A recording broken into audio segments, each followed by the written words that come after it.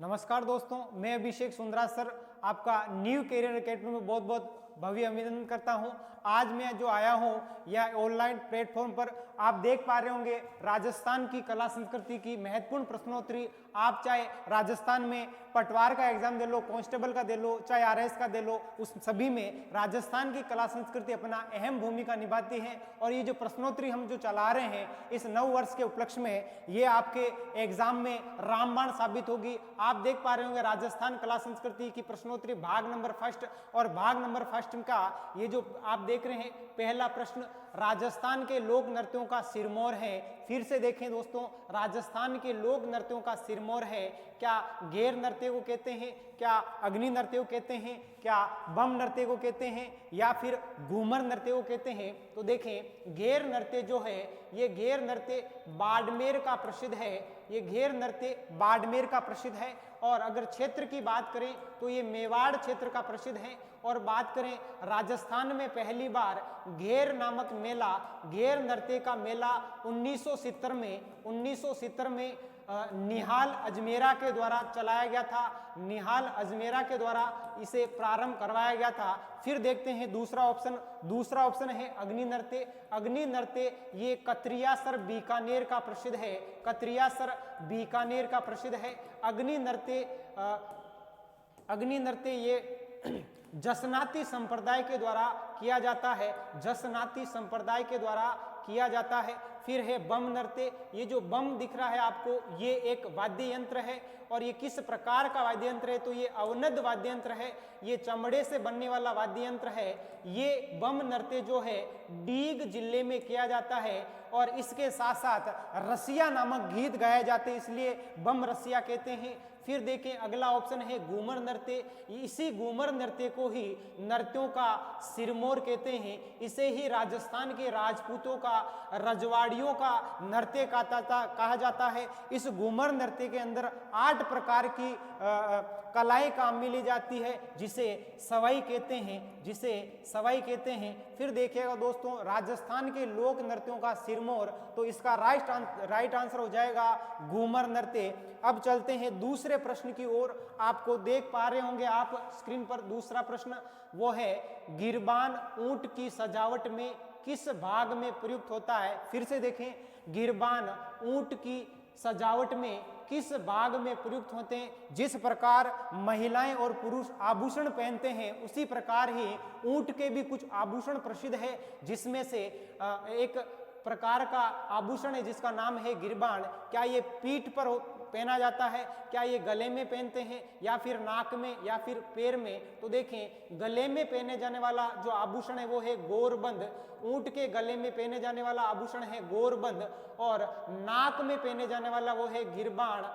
मित्रों याद रखना, नाक में पहने जाने वाला जो आभूषण है वो है गिरबान। लेकिन ऐसा भी याद रखें कि नाक में जो गिरबान पहनते हैं, गिरबान जिस यंत्र से पहनाई जाती है, जिस उपकरण से पहनाई जाती है, उसको कहते हैं नकेल। मित्रों याद रखना, उसे नकेल कहते हैं, जो कि लकड़ी की बनी होती है। और जो किससे बनी होती है? लकड़ी से बनी होती है। ऊंट में पाया जाने वाला जो रोग है वो है सर्रा रोग। ऊंटों के जो देवता है वो है पाबूजी। ऊंटों के देवता पाबूजी। ऊंटों की देवी अंता देवी। ऊंटों की देवी अंता देवी। ऊंटों का प्रसिद्ध मेला पुष्कर का मेला। ऊंटों का प्रसिद्ध मेला पुष्कर में लगने वाला जो मेला है उसे ऊंटों का प्रसिद्ध मेला कहते हैं। ऊंट सफारी कहाँ की प्रसिद्ध है? तो वो सम जैसलमेर की प्रसिद्ध है। ऊंट सफारी कहाँ की प्रसिद्ध है? तो वो है सम जैसलमेर की प्रसिद्ध है। और अगर बात करें ऊंटों पर की जाने वाली कला, उसे उस्ता कला कहते हैं। ऊंटों पर की जाने वाली कला को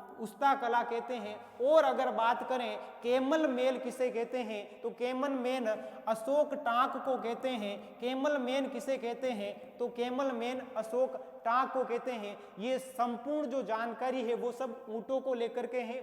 फिर देखिए गिरबाण ऊंट की सजावट में किस भाग में प्रयुक्त किया जाता है? तो मित्रों याद रखना ये नाक में किया जाता है और गिरबाण जिससे पहनाई जाती है उसे नकेल कहते हैं। अब बढ़ते हैं आगे की ओर, तीसरे प्रश्न की ओर। जो तीसरा प्रश्न आप देख पा रहे हैं वो है राजस्थान में ब्लू पोट्री का सर्वाधिक विकास किसके शासनकाल में हुआ था? राजस्थान में ब्लू पोट्री का विकास किसके शासनकाल में सर्वाधिक हुआ था? मित्रों ये जो ब्लू पोट्री आपको दिख रही है वो मूलतः ये पर्शिया ईरान की है, ये मूलतः पर्शिया ईरान की है और ईरान की है, लेकिन इसे राजस्थान में लेकर के कौन आते हैं? तो इसे राजस्थान में मानसिंह प्रथम जो आमेर के शासक थे वो लेके आते हैं। ये मानसिंह प्रथम कहाँ से लेके आते हैं? तो ये मानसिंह प्रथम इन्हें ये लाहौर से लेके आते हैं। फिर बात करते हैं राजस्थान में इसमें सबसे ज़्यादा विकास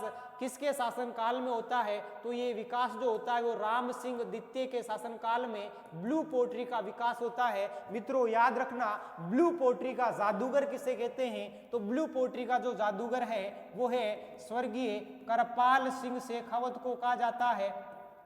करपाल सिंह शेखावत को ब्लू पोट्री का जादूगर कहा जाता है और इन्हें पद्मश्री से नवाजा गया था। तो इस प्रकार राजस्थान में ब्लू पोट्री का सर्वाधिक विकास किसके शासनकाल में हुआ था? तो राजस्थान में ब्लू पोट्री का सर्वाधिक विकास राम सिंह द्वितीय के शासनकाल में हुआ था। तो इसका राइट आंसर होगा दे। फिर बढ़ते हैं अगले प्रश्न की ओर। मित्रों आप देख पा रहे होंगे चौथा प्रश्न स्क्रीन पर क्वेश्चन है नांदना क्या है? फिर से देखिएगा क्वेश्चन है नांदना क्या है, जिसका पहला ऑप्शन है आभूषण। क्या ये नांदना आभूषण है या फिर आदिवासी महिलाओं का वस्त्र है या फिर वाद्य यंत्र है? और इसका चौथा ऑप्शन है स्मारक है। तो मित्रों देखें ये आभूषण नहीं है, ये वाद्य यंत्र भी नहीं है और ये स्मारक भी नहीं है। इसका राइट आंसर होगा आदिवासी महिलाओं का वस्त्र। ये क्या होता है नांदना? तो याद रखना नीले रंग का एक लूगड़ा होता है, नीले रंग का लूगड़ा होता है, ठीक है। और जिसे हम क्या कहते हैं? नांदना कहते हैं। और ये नांदना कौन पहनती है? आदिवासी महिलाएं पहनती है। तो इसका राइट आंसर हो जाएगा बे। फिर चलते हैं अगले प्रश्न की ओर। अगला प्रश्न पांचवा प्रश्न आप देख पा रहे होंगे। पांचवा प्रश्न राज्य के किस मंदिर में पत्थर के बेलों की मूर्तियां चढ़ाई जाती है? राज्य के किस मंदिर में पत्थर के बेलों की मूर्तियां चढ़ाई जाती है? इसका पहला ऑप्शन है गोसण जी बावजी मंदिर सराड़ा उदयपुर, बे है सांवलिया जी मंडपिया चित्तौड़गढ़, तीसरा ऑप्शन केसरिया नाथ ऋषभदेव उदयपुर और चौथा ऑप्शन है कंसुआ का शिव मंदिर। मित्रों देखें ये जो सांवलिया जी मंडपिया चित्तौड़गढ़ है यहाँ पर अफीम चढ़ाने की प्रथा है, अफीम चढ़ाने की प्रथा है। तो याद रखना कि राजस्थान का वह मंदिर जहाँ पर अफीम चढ़ाने की प्रथा है वो है सांवलिया जी मंडपिया चित्तौड़गढ़। केसरिया नाथ ऋषभदेव उदयपुर यहाँ पर बाप जी के यहाँ पर केसर चढ़ाई जाती है। मित्रों क्या चढ़ाई जाती है? केसर चढ़ाई जाती है। फिर देख पा रहे होंगे कसुआ का शिव मंदिर, यहाँ पर लगभग 1008 शिवलिंग है। एक ही मंदिर में कितने शिवलिंग हैं? 1008 शिवलिंग है। और रोचक बात यह है कि यहीं पर ही नृत्य करते हुए गणेश जी की प्रतिमा लगी हुई है। नृत्य करते हुए गणेश जी की भित्ति चित्रण यहाँ पर देखने को आपको मिलेगा। तो फिर से देखिए राज्य के किस मंदिर में पत्थर के बेलों की मूर्तियां चढ़ाई जाती है? तो ने तो यहाँ पर सावलिया में चढ़ाई जाती है क्योंकि यहाँ पर अफीम चढ़ाई जाती है, ने ही ऋषभदेव जी मंदिर में चढ़ाई जाती है क्योंकि यहाँ पर केसर चढ़ाई जाती है, और ने ही कंसुआ के शिव मंदिर में। इसका राइट आंसर हो जाएगा गोसण जी बावजी मंदिर सराड़ा उदयपुर। मित्रों अगर आपको अच्छा लग रहा हो तो इसे लाइक करें और शेयर करें और सब्सक्राइब करें। अगला जो प्रश्न है आपके सामने यह है छठवां प्रश्न। प्रश्न है डोडिया क्या है? आप देख पा रहे होंगे रोचक प्रश्न है, ये बहुत ही शानदार प्रश्न है। ऐसे ही अजीब प्रश्न आपको एग्जाम में देखने को मिलते हैं। डोडियो क्या है? क्या ये स्त्रियों का कर्णाभूषण विशेष है? क्या ये ओढ़ने का वस्त्र है? क्या ये चादर है? या फिर जैसलमेर राज्य का प्राचीन सिक्का है? तो देखें ये क्या कर्णाभूषण है? क्या ये क्या कान में पहने जाने वाला आभूषण है? क्या नहीं है। क्या ये ओढ़ने का वस्त्र है? नहीं है।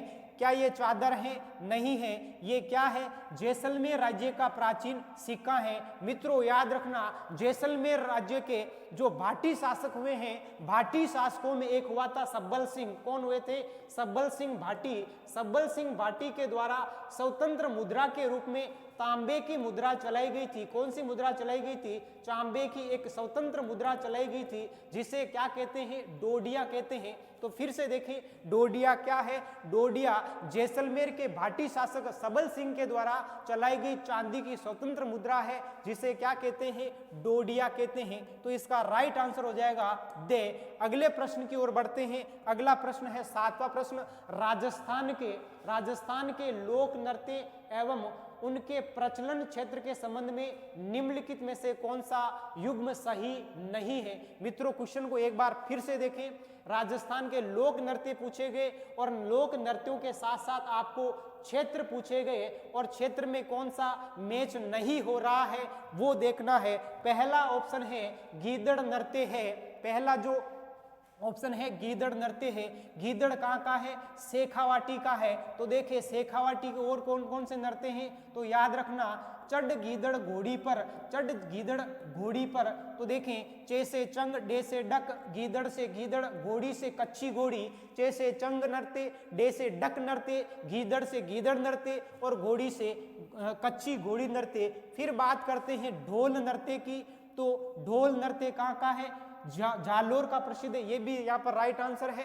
ढोल नृत्य के दौरान यहाँ पर ढोल के साथ साथ जो सहायक वाद्य यंत्र होता है वो बजाई जाती है, थाली बजाई जाती है। लेकिन अगर पूछ ले ढोल नृत्य किस शैली में बजाया जाता है, ये जो ढोल नृत्य के दौरान ढोल बजाया जाता है वो थापना शैली में बजाते हैं।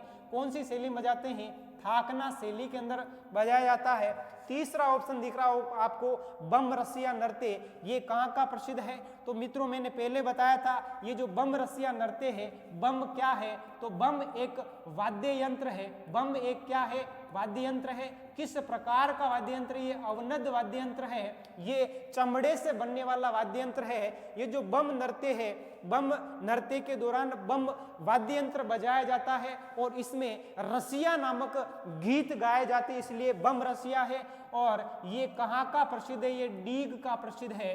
ठीक है, तो यहाँ पर राइट आंसर क्या हो जाएगा? बम रसिया, जो कि कहाँ का है? डीग का। और यहाँ लिखा हुआ है बीकानेर। इसका मतलब इसका सही आंसर क्या हो जाएगा? बम रसिया। डांडिया नृत्य कहाँ का है? मारवाड़ का। ठीक है, अगला प्रश्न देखते हैं दोस्तों। गुलाबों का संबंध किस नृत्य से है? मुख्यतः गुलाबों का संबंध किस नृत्य से है? तो देखें, आखिर कौन है गुलाबो? गुलाबो एक कालबेलिया नृत्यांगना है। कालबेलिया नृत्यांगना है।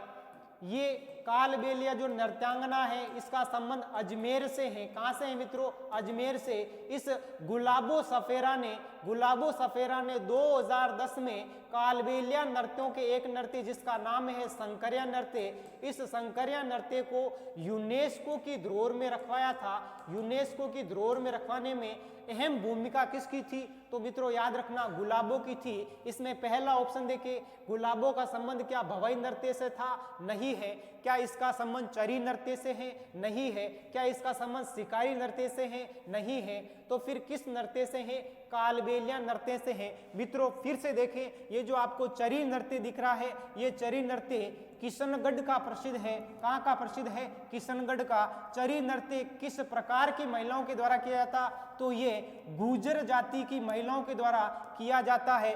और चरी नृत्य करने वाली जो प्रसिद्ध नृत्यांगना है वो है फल्गुबाई। मित्रों याद रखना, यहाँ पर याद रखा था हमने, यहाँ पे याद रखा था गुलाबो जिसका संबंध कालबेलिया से है, फल्गुबाई का संबंध चरी नृत्य से है। इस प्रकार इसका राइट आंसर हो जाएगा कालबेलिया नृत्य। बढ़ते हैं आगे की ओर। आगे जो प्रश्न है देखें, 9वां प्रश्न बहुत ही शानदार प्रश्न है। ये बार बार आपको एग्जाम में देखने को मिलेगा। यहाँ पर महोत्सव को लेकर के हम कंफ्यूज रहेंगे। जो पश्चिमी राजस्थान में महोत्सव होते हैं, देखिएगा, सुमेलित करें। पहला ऑप्शन है मेवाड़ समारोह, क्या ये बाड़मेर का है? मरु महोत्सव क्या बीकानेर का है? ऊंट महोत्सव क्या जैसलमेर का है? थार महोत्सव क्या उदयपुर का है? तो देखिए मित्रों, मेवाड़ जो समारोह है वो कहाँ का है? उदयपुर का है। और मरु महोत्सव कहाँ का है? तो इनको लेकर के एक ट्रिक्स बनाई है मैंने, देखें। बाता उबी रही मरु जैसलमेर में, मित्रों वापस से देखिए, बाता उबी रही मरु जैसलमेर में, यहाँ पर बा से होगा बाड़मेर, बा से होगा बाड़मेर, था से होगा थार महोत्सव। देखिए थार महोत्सव कहाँ का प्रसिद्ध है? बाड़मेर का है। और ऊंट महोत्सव कहाँ पे किया जाता है? ऊंट महोत्सव कहाँ होता है? तो देखें ऊंट महोत्सव होता है बीकानेर में। ऊंट महोत्सव कहाँ होता है? बीकानेर में। मरु महोत्सव कहाँ होता है? जैसलमेर में। मरु महोत्सव कहाँ होता है? जैसलमेर में। मारवाड़ महोत्सव, मारवाड़ जोधपुर को कहते हैं, और मारवाड़ महोत्सव कहाँ का है? जोधपुर का है। तो इस प्रकार हम याद रखेंगे, बाता उबी रही मरु जैसलमेर में, बा से बाड़मेर, बा से बाड़मेर, था से थार, यानी थार महोत्सव कहाँ का है? बाड़मेर का है।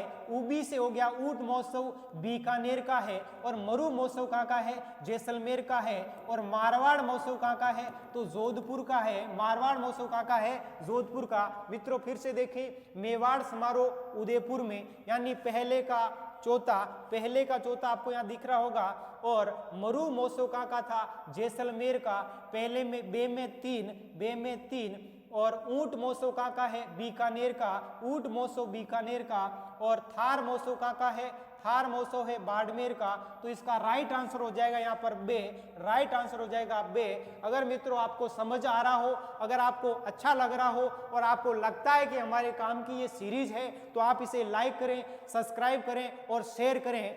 और अगला जो प्रश्न आप देख पा रहे होंगे, 10वां प्रश्न, किस देवी के मंदिर को भक्त दरगाह भी कहते हैं? ये आपको 10वां प्रश्न दिख पा रहा होगा। किस देवी के मंदिर को भक्त दरगाह कहते हैं? तो मित्रों देखें, पहला ऑप्शन केला देवी, आई माता, शीला देवी, नकटी माता। फिर से देखें, केला देवी, आई माता, शीला देवी, नकटी माता। ये जो केला देवी है, इनका मंदिर करौली में है। इनका मंदिर कहाँ पर है? करौली में। केला देवी के मंदिर में लटकन या फिर यूं कहें घटकण नृत्य किया जाता है। कौन सा नृत्य किया जाता है? घटकण नृत्य किया जाता है। और इसी के अंदर लांगुरिया गीत गाया जाता है। लांगुरिया गीत गाया जाता है। मित्रों याद रखना, केला देवी का जो मेला है, उस मेले को लखी मेला कहते हैं। क्या कहते हैं? लखी मेला कहते हैं। अगला जो ऑप्शन है आई माता, और आई माता ये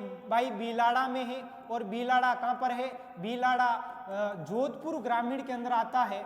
भीलाड़ा जोधपुर ग्रामीण के अंदर आता है। और इस आई माता के मंदिर में दीपक से केसर टपकती है। दीपक से क्या टपकती है?